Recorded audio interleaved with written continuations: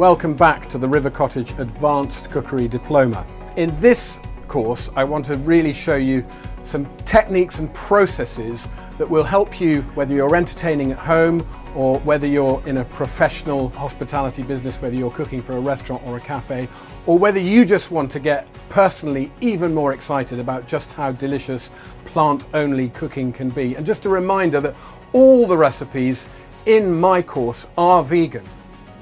That's just really good. Now just look at that. Isn't that stunning? That is such a vibrant pair of ice creams, and I don't think you'll have tasted anything like them before, but I promise you they're delicious. The evening sun has burst through the low clouds. As if to celebrate these wonderful vegetables, I've got a little bit of booze here. This is optional, but it's a very nice addition. If you thought the gooseberries was a surprise, wait till you see what I've got here.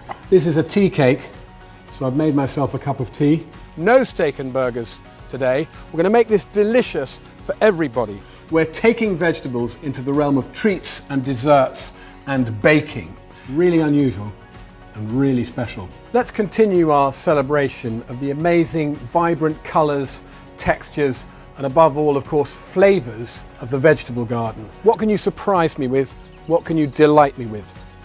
I can't wait to see.